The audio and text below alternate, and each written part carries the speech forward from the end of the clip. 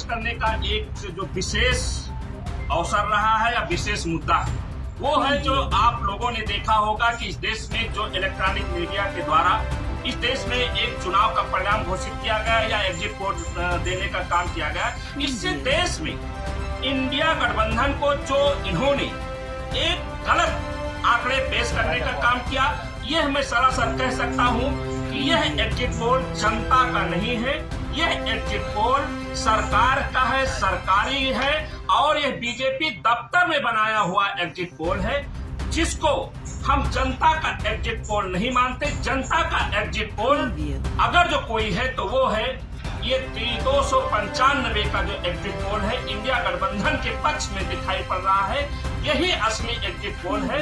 और मैं इतना कहना चाहता हूं कि इस तरह के एग्जिट पोल को देख करके यह सरकार अधिकारियों पर, कर्मचारियों पर और विपक्ष के नेताओं कार्यकर्ताओं का जो मनोबल तोड़ने की कोशिश कर रही है।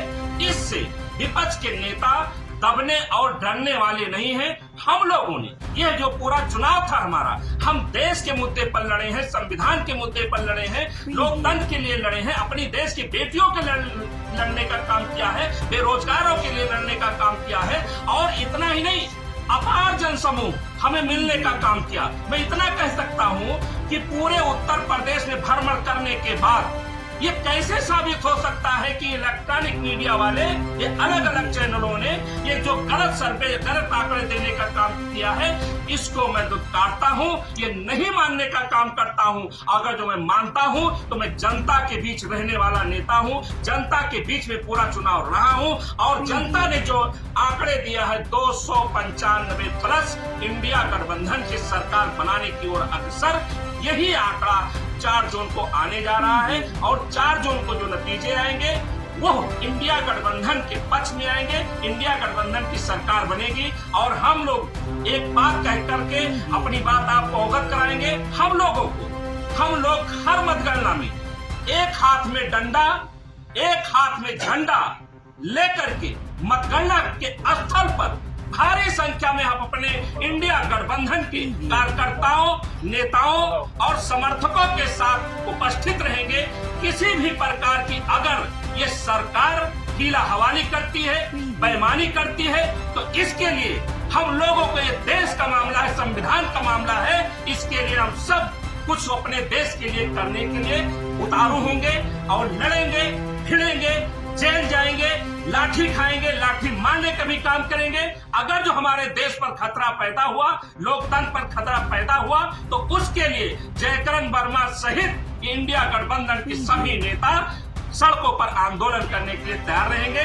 मैं एक बात और कहूंगा आप लोगों के माध्यम से कि जिस प्रकार से अभी आप लोगों के माध्यम से ही सुनाई पड़ रहा है कि माननीय अमित शाह साहब ने सैकड़ों डीएम को, जिलाधिकारी को फोन करने का काम किया है, ये कौन से आप लोकतंत्र की बात कर रहे हो, किस चुनाव आयोग की बात कर रहे हो, किस चुनाव की बात कर रहे हो?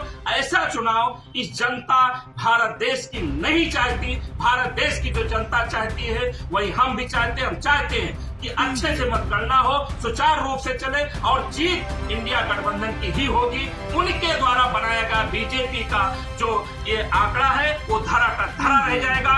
इंडिया के गठबंधन के पक्ष में जो 295 आया है, यही हमारी जीत है, यही आंकड़ा है, यही एग्जिट पोल है। क्या आप पत्रकार साथी हो, आपको क्या नहीं पता है कि लखनऊ की तरफ से जब आप चलते हैं तो बाराबंकी सीट क्या कहती है? आपको यह अयोध्या सीट जिस पर हम लोग बैठे हैं, क्या ये आपकी लड़ाई अवधेश प्रसाद जी नहीं जीत रहे हैं? लाखों लाख वोट से जीतने जा रहे हैं। और आपके बगल के सीट क्या लालजी वर्मा जी नहीं जीतने जा रहे? प्रतापगढ़ की सीट क्या हम नहीं जीत रहे? बस्ती की सीट क्या हम नहीं जीत रहे? गोड्डा की सीट क्या हम नहीं जीत रहे? महाराजगंज की सीट क्या हम नहीं जीत रहे? बांसगांव की सीट क्या हम नहीं जीत रहे? ये सारी सीट जो हम जीत रहे हैं, गारंटी है। जनता भावुक हुई है, इस समय जनता के अंदर रोष है। ये आंकड़े देख करके वो गुस्से में है, वो पूछती है सरकार से कि वोट तो हमने इंडिया गठबंधन को दिया और ये सरकार के आंकड़े और ये इलेक्ट्रॉनिक मीडिया के लोगों ने ये भारतीय जनता पार्टी को जो जिताने का काम कर रही है, इससे डर लगता है। इस देश की जनता सहम चुकी है कि ये सरकार कुछ न कुछ गड़बड़ी करना चाहती है। अजीत सिंह जी जो है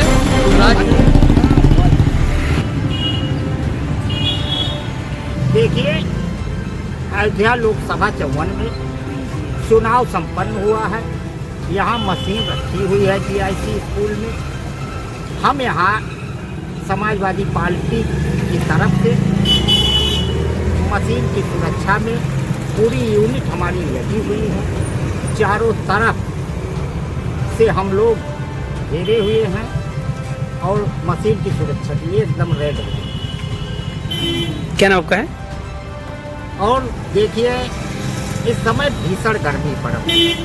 48 सेंटीग्रेड के तापमान पर हम लोग एकदम रेड अलर्ट हैं।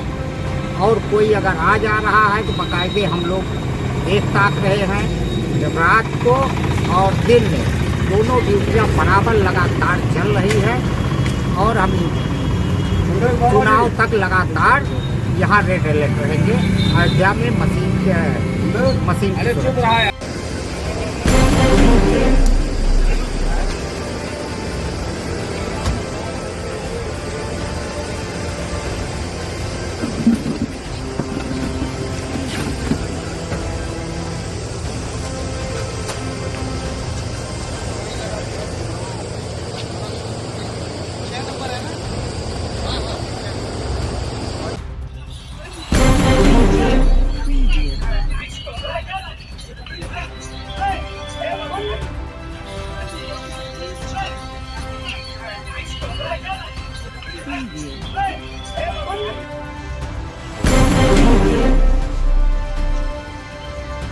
क्या नाम है आपका? जी, मैं भास्कर तिवारी, पूरब गाँव सिधौना निवासी, थाना कुमार। क्या मामला क्या है? अयोध्या ग्राम प्रधान के खिलाफ है। हमने शिकायत मांगी थी सफाई कर्मी को लेके या गांव के विकास को लेके। उन्होंने आके धमकी दी और लाठी डंडा लेके हमारे घर पर आए। हमने 21 अप्रैल को ये आए थे। 22 अप्रैल को हमने शिकायत की थाने पे। अभी तक कोई सुनवाई नहीं हुई। हमारा एप्लीकेशन थाने पे गुम हो जाता है। तीसरा चौथा एप्लीकेशन की बार हमने दिया है, अभी भी कोई सुनवाई नहीं हुई है। क्या शिकायत है आपकी? जी, सफाई कर्मी के लिए हमने शिकायत की थी। हमारे गांव का कुछ विकास तो प्रधान के माध्यम से क्यों जाते और डराते धमकाते थे। बार बार हमारे दरवाजे पर भी आए, मारने पीटने के लिए, जान से मारने की धमकी भी उन्होंने दी। थाने पे हम जाते हैं, कोई सुनवाई नहीं हुई। कौन है प्रधान? जी, द्वारिका प्रसाद तिवारी। द्वारिका प्रसाद तिवारी। कितनी ग्राम सभा पाराधम हुआ जी, थाना कुमार।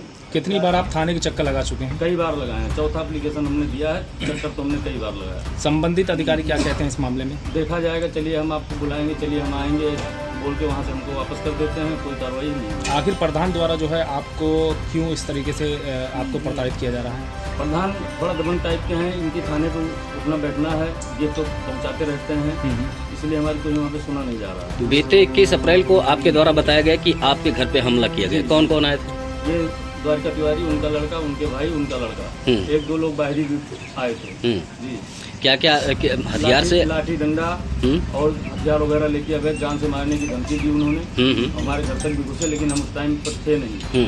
जब आए हमको पता चला, उस दिन भी फिर हम घर पे नहीं, अपने रात में रुके, हम भाग गए यहाँ से कि अचानक रात में हमला कर दिया। प्रार्थना पत्र में आपके द्वारा ये बताया गया है कि घर में जो है औरतों के साथ छेड़खानी भी। वो घर में गए थे, गाली गलौज दिए, कम अपना किए, लेकिन फिर वहाँ से चले आए। कुछ किए और औरतों को उन्होंने छेड़ा नहीं, तोड़फाड़ नहीं किया। तोड़फाड़ नहीं किया है। लगभग कितना प्रार्थना पत्र आपके द्वारा दिया जा चुका है? ये चौथा प्रार्थना पत्र है सर। अच्छा, थाना कुमारगंज में दिया गया। इसकी अभी तक ना जांच हुई है ना कार्रवाई? कुछ नहीं यार, अभी तक कोई पुलिसकर्मी हमारे घर दरवाजे तक आया ही नहीं कि क्या हुआ क्या नहीं। हाँ। क्या चाहते हैं आप? सर, हम चाहते हैं इस पर उचित कार्रवाई की जाए। नहीं तो जान से मारने की धमकी मिली है, कल को क्या हो कोई पता नहीं। जी जी, हमारा एप्लीकेशन भी थाने पे है कि ये भी गुम हो गया, इसका भी कोई पता नहीं। जी, मेरा नाम शुभम सिंह गौतम है। क्या हुआ? हाँ सर, मेरी बर्रा 6 पाल टावर बगल में नॉनवेज की शॉप है, नॉनवेज पॉइंट है हमारा। 12:30 बजे रात में 29-30 को ये लोग आए हैं, 5 लोग वैगन आर से, और इन्होंने खाना मांगा है हम लोगों से। और जब हमने खाना देने से मना कर दिया है, ये 5 लोग थे, जिसमें से अपने आप को पहले तो 5 ने बोला है कि हम दरोगा हैं, लेकिन उसमें से 3 लोग ने बोला कि हम दरोगा हैं, बाकी 2 लोग बोले कि हम अधिवक्ता हैं। क्या वो वर्दी पहने? नहीं, वो सिविल ड्रेस में थे, पाँचों सिविल ड्रेस में थे। क्या हुआ फिर इसके बाद हमने जब खाना देने से मना कर दिया तो उन लोगों ने बोला है कि जो तुम लोग खा रहे हो, हमारा स्टाफ खाना खा रहा था, तो उन्होंने कहा जो स्टाफ खा रहा है वही खिला दो। हमने सर वो भी नहीं है, वो भी खत्म हो चुका, हम लोग घर जा रहे हैं। तो उन्होंने बस ये कहा कि मेरा नाम आंशु चौधरी है, मैं सीसामुख थाने में तैनात हूँ, और मेरे बगल में जो खड़े हैं अरुण कुमार दरोगा हैं, तुम स्टाफ को खाना देने से मना कर रहे हो। काफ़ी तेज़ आवाज़ में उन्होंने बात करी। हमने सर नहीं है तो कहाँ से खिला दें। इसके बाद ये छोटा कर्मचारी हमारे यहाँ पे रहता है, इसको कंटाप मारा है उन्होंने। जैसे ही इसको मारा है तो मैं बीच में गया हूँ कि सर मारा कूटी मत करिए, तो उन्होंने मुझसे भी मारपीट करी है, मेरा फ़ोन छीन के तंदूर में डाल दिया ताकि हम किसी को फ़ोन ना मिला पाएँ।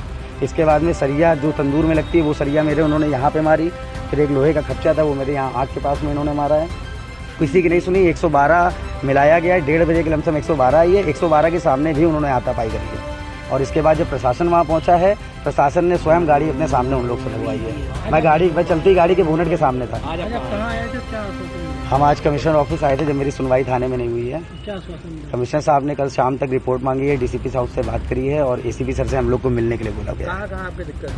एक तो मेरे ये राइट साइड में मेरी आँख में क्लॉट है, इसका सेल्स एकदम हैमरेज हो चुका है, और मेरे लेफ्ट साइड के ईयर में जो ट्रांसप्लेंटली डैमेज है, इसका पर्दा और इसकी क्रैक भी है, बोन भी क्रैक है। ये मेरे पास रिपोर्ट्स हैं अभी इसकी। मैं तो उचित कार्रवाई चाहता हूँ, और अगर इस तरह से पुलिस कर रही है तो बहुत गलत कर रही है। इसका मतलब कि आम आदमी बिल्कुल भी सुरक्षित नहीं है इन लोग के विषय में। सर क्या यह प्रकरण थाना राम जन्मभूमि का है। राम मंदिर में प्रभु श्री राम की शयन आरती के लिए राम जन्मभूमि तीर्थ क्षेत्र ट्रस्ट द्वारा शयन आरती के पास निःशुल्क उपलब्ध कराए जाते हैं। शयन आरती में सम्मिलित होने के लिए श्री सुरजीत गुप्ता, रजत पांडे, कपिल विष्णु जो कि बंगलौर के रहने वाले हैं, पास लेकर D1 पॉइंट पर पहुंचते हैं। वहां पर तैनात कर्मचारियों के द्वारा सतर्कता पूर्वक इनके पास को चेक किया गया तो ये पास संदिग्ध पाए गए। राम जन्मभूमि तीर्थ क्षेत्र से जो व्यक्ति पास को जारी करते हैं उन कर्मचारियों को मौके पर बुलाकर इन पास को चेक कराया गया तो ये पास फर्जी पाए गए। इस संबंध में थाना राम जन्मभूमि में अजय कुमार मौर्य और नरेंद्र कुमार पांडे जो टूरिस्ट गाइड का काम करते हैं के विरुद्ध मुकदमा पंजीकृत किया गया है। उक्त तीनों व्यक्तियों द्वारा ये बताया गया कि उन्हें टूरिस्ट गाइड के नाम पर अजय कुमार मौर्य और नरेंद्र कुमार पांडे द्वारा ही ये पास उपलब्ध कराए गए। इन दोनों को गिरफ्तार किया गया है, विवेचना की जा रही है, इनसे पूछताछ की जा रही है। विवेचना से जो तथ्य आएंगे उसके आधार पर कार्रवाई। सर क्या प्रकरण है? यह प्रकरण थाना राम जन्मभूमि का है। राम मंदिर में प्रभु श्री राम की शयन आरती के लिए राम जन्मभूमि तीर्थ क्षेत्र ट्रस्ट द्वारा शयन आरती के पास निःशुल्क उपलब्ध कराए जाते हैं। शयन आरती में सम्मिलित होने के लिए श्री सुरजीत गुप्ता, रजत पांडे, कपिल विष्णु जो कि बंगलौर के रहने वाले हैं, पास लेकर D1 पॉइंट पर पहुंचते हैं। वहां पर तैनात कर्मचारियों के द्वारा सतर्कता पूर्वक इनके पास को चेक किया गया तो ये पास संदिग्ध पाए गए।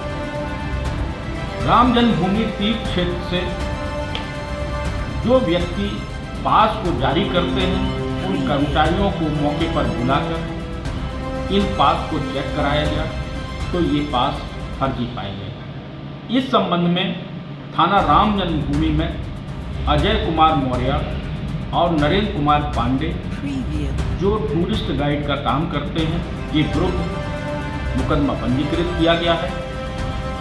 उक्त तीनों व्यक्तियों द्वारा ये बताया गया कि उन्हें टूरिस्ट गाइड के नाम पर अजय कुमार मौर्य और नरेंद्र कुमार पांडे द्वारा ही ये पास उपलब्ध कराए गए। इन दोनों को गिरफ्तार किया गया है, विवेचना की जा रही है, इनसे पूछताछ की जा रही है। विवेचना से जो तथ्य आएंगे उसके आधार पर कार्रवाई।